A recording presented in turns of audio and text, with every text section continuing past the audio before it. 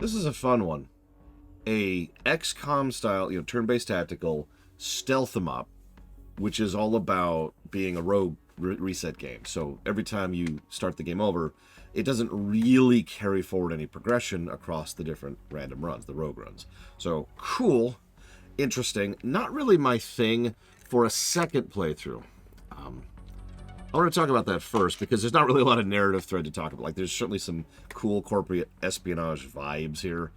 In fact, the thing that me and several viewers were all reminded most of was Syndicate, if you even remember that. Not quite the same thing, just similar vibe, right? But the rogue reset thing, it's just never been my thing. It just, I don't know, maybe I just have too much of a desire for general progression. But when I'm playing a rogue game, I like it to be a rogue progression game where you can carry forward stuff across attempts so that even if you're having a bad attempt, you can get something out of it or make some kind of progress or maybe just kind of focus more on getting some more resources or more unlocks or something, right?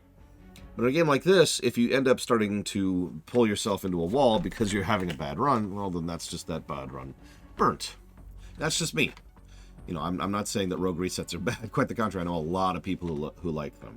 And I know what you're thinking, what the hell's a rogue reset? I don't remember the official term, and I don't care. Because there's rogue lights and there's rogue likes.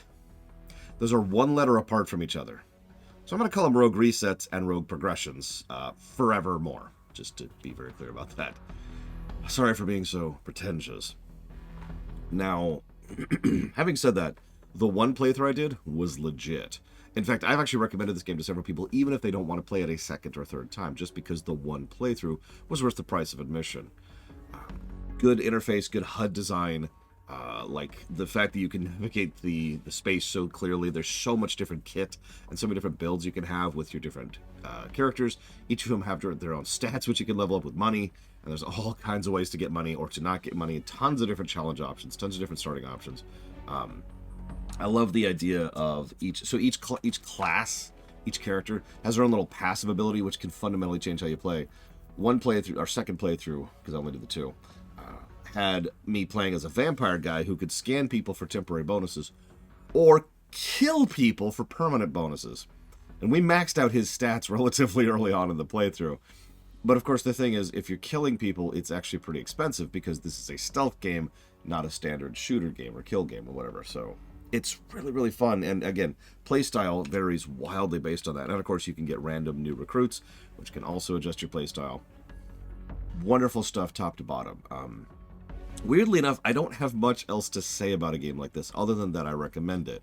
If you're into a turn-based tactical stealth game, this is it. I kind of wish we had more of a narrative thread underneath it. The basic premise of the story can be described in two cutscenes, and is, because there's really only the two. There's a bit of a dynamic with some of the characters and some interesting world building in the background, as there often is, and I find it interesting to think about that this is the eventual consequence of the previous game, Mark of the Ninja. But regardless, I've run out of things to talk about. There's just, like, I will say this. I did have one major complaint about the game, or rather, actually had two major complaints about the game. But they're all basically the same complaint. Complaint. And that is the fact that the interface has some issues. The font size is really small. There's no real proper UI scaling. And there's not really, there's some issues with regards to the HUD. So we actually had to install a mod for our particular playthrough because no matter what size you set the screen to, the UI and the fonts stay the same. So even when I was playing in my normal, what is it, like 2058 by 1400 or whatever it is, the normal 5x4 playthrough that I prefer for streaming, nobody could read it, including me. Just for the hell of it, I set it up to full 4K, full screen. Exact same font size. Yeah. So we got a mod to fix that and make that a little bit more readable. I highly recommend it if you're going to go ahead and do that. Wonderful starting options, already mentioned that. The music is fun, dynamic, depending on what's happening at that given point in time. There's this wonderful thing. I do actually want to talk about one other thing. So there's a kind of a non-stop risk-reward mechanic in the game. The longer you take, the more the alert level goes up, but the more likely you are to find something that's worthwhile. It's very rare to go find a room and find nothing in it. It does happen, but usually there's at least a chest or an item or an optional objective or a dude or something that can give you something. And there are so many different options for how to get more money and to get more gear as you're going through the playthrough. And of course, you can just sell stuff periodically, which is awesome. I love the knockout timers, which is really cool. So you knock out a guard, stealth game. They stay knocked out unless you decide to essentially sacrifice one of your units to stand on them or to drag them. Dragging reduces your speed massively, but it ensures that they stay knocked out. And if you just stand on them, it also ensures that they stay knocked out. It pauses their get back up timer, in other words. As long as they're down, no alert, no nothing, right?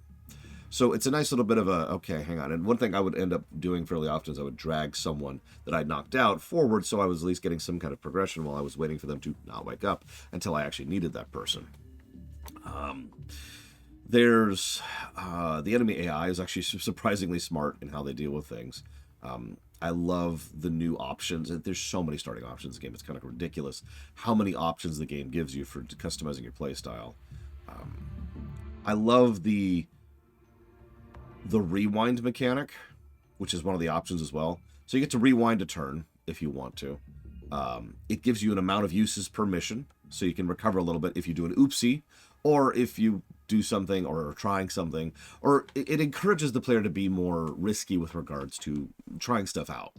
And that's always something I tend to appreciate, even when we're buying something from a cat program.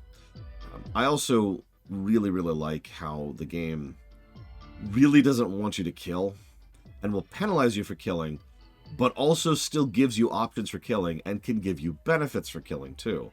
For example, if you bring, Dr. Zhu, I think, and EMP someone so their heart sensor goes off, then you can kill them, no detriment. Don't have to sacrifice a person to it, don't have to carry their body around, don't have to stand on them, don't have to anything. They're out of the equation, done.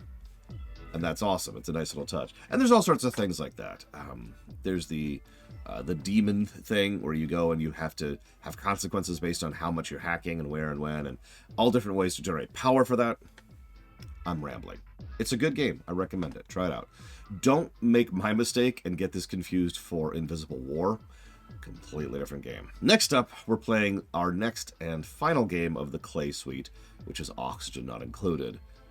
We'll see how that one goes. See you guys.